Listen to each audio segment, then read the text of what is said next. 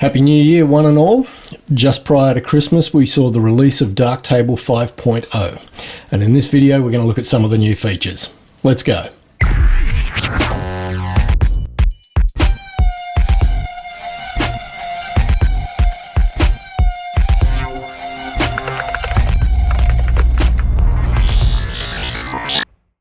Hi and welcome to episode 150 of Understanding Darktable. Yes, a new intro. And before we move on, I would like to shout out to William Justice, who does a YouTube channel on how to do stuff in Fusion, which is the motion graphics page within Davinci Resolve. Some of the transitions and that animated text effect were things that William Justice had done on his channel, and he shares everything that he does. And I just wanted to give him a shout out and say thank you for those great transitions and that flying text, because the moment I saw it, I loved it. All right, so moving on. Darktable 5 is out, and I've got to say, I've been using Darktable since, I think it was about 2.4, I think was when I first started using it. And I reckon this would be the first version of Darktable to be released, like a major stable release, that has not included a new module in all the time I've been with Darktable, which kind of suggests that Darktable is feature complete. All the tools you need are there, which is kind of an interesting milestone, in my humble opinion. I might be completely wrong. There might still be new modules to come, but yeah, that's the first time that I've seen a new stable release of Darktable that did not include a new module. So there you go. Interesting. So what is new? Well, one of the first things is a new splash screen, which looks like that.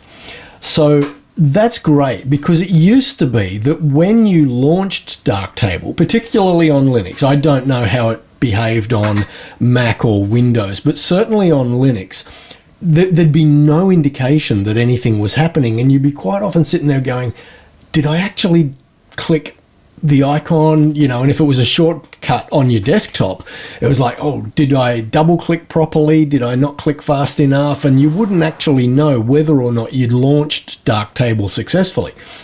And so quite often you had to just sit there and wait, and then all of a sudden you'd see the indication that it was launching. So it's nice that there's now that splash screen. Now, for the majority of this video, you're not going to have my talking head, because it just makes my editing a whole lot easier if I don't have to include that. So I'm going to run through the release notes and cover what I feel are the major things. I'm not going to cover everything because we'd be here for a week. So let's go. All right, first up, added camera-specific styles for more than 500 camera models to more closely approximate the out-of-camera JPEG rendition. All right, so here's an outtake from the shoot of the tumbleweed on the beach. This is the RAW and this is the in-camera JPEG. So if we jump back to the light table view and we go to the RAW and we go to the styles module, Darktable camera styles, we know that this was shot on a Sony ILCE 7M3. So if we apply that style and then compare these two images side by side, that is the style that has now been included for that particular camera applied to the RAW file compared with the JPEG. And I'm sure you would agree that whilst it's not a perfect match, it does get you very close to the JPEG as a starting point. So if you're the type of person that wants to edit a RAW file but start from something close to the JPEG, I feel like this is a great starting point. The user interface now gives feedback while processing bulk image operations such as rating, tagging, applying styles, and edit history management, and undoing those operations, rather than silently freezing until the operation completes.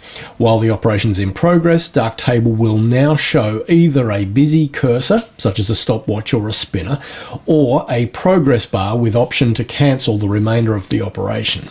So if I select all of these images and I'll go add my Instagram frame, we'll apply that, and we can see applying style for 40 images. So we could have cancelled that if we wanted to.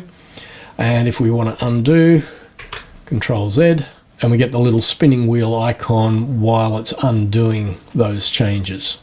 Paths for drawn masks now display 2 bezier handles per control point, which can be moved individually. This allows for more precise control of the paths. I love that. Added a high contrast theme with bright white text on a dark grey background. Enhanced tooltips for utility module headers to provide more information about the module.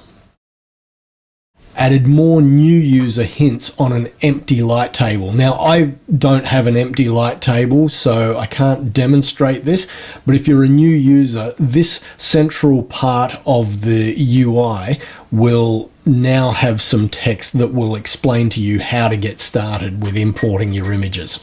Added 2 new error placeholder images to distinguish between missing, unsupported, and corrupted images. When attempting to edit such an image, an appropriate, more specific error message is displayed. When selecting a style in the export module, hovering on the style name in the pop-up menu displays a thumbnail previewing the effect of appending the style to the active image's edit. In the light table, it'll be the first selected image if you've selected a range of images. In the darkroom, it will be the center view image. Now, I've got to say, I thought this had been introduced a couple of versions ago, like maybe version 4.4 or 4.6, but it's here in the new release notes, so I'm guessing that's the case. Right-click on the empty panel area below the modules to get a menu where they can be hidden or shown. This allows additional modules to be added to the darkroom, like metadata editor and styles. The menu also contains an option Restore Defaults that resets the selection and position of modules in the current view. In the Preferences dialog on the General tab, there's a Reset View Panels button that resets all views, including visibility and width of the panels themselves. Added a global preference to swap the left and right side panels in the darkroom view. Now, not sure why you would necessarily want that, but if you prefer your modules which do your image editing to be on the left and your utility modules to be on the right, you can now have it that way. Okay, I'm currently about halfway through editing this video and I've realized just how long it's going to be, so I'm going to split this up into 2 episodes. So I'll wrap it up here and I'll catch you in the next one.